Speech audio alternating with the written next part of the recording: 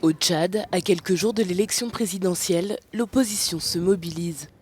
Lundi à N'Djamena, la capitale tchadienne, lors d'une conférence de presse au siège de son parti Les Transformateurs, le docteur Success Massara a qualifié le scrutin du 11 avril prochain de mascarade.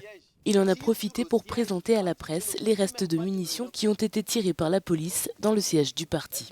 C'est une blague d'une certaine manière. Et pourtant, il s'agit bien de changer de leadership pour apporter des solutions dans la vie des Tchadiens. Donc cette élection, pour nous, ce n'est pas une élection en tant que telle. C'est pour ça que nous allons nous battre jusqu'au dernier jour, jusqu'au 11, pour organiser un boycott très très actif de cette élection, pour empêcher que les élections, en tout cas, aient lieu.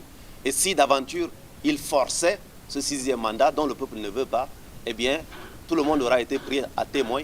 Et je crois que notre objectif, ce serait de rendre le pays ingouvernable parce qu'ils ont rendu ce pays invivable pour l'ensemble de la population tchadienne.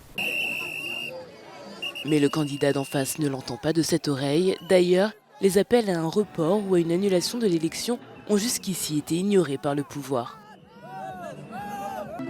Idriss Déby, actuel président tchadien et candidat à sa propre succession, est venu lundi à la rencontre de ses électeurs de Farsha, le premier arrondissement de la capitale.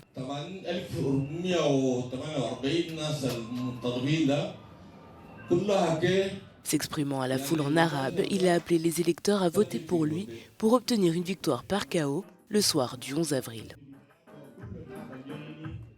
On a déjà gagné beaucoup de choses depuis l'arrivée de M. Idriss Déby au pouvoir. Donc le reste, on a confiance en lui, il va compléter. Ouais. Parce que notre pays a connu vraiment plus de 30 ans de guerre, mais depuis son arrivée au pouvoir, vous avez, ça ce sont des gourons, il y a beaucoup d'électricité, il y en a tout.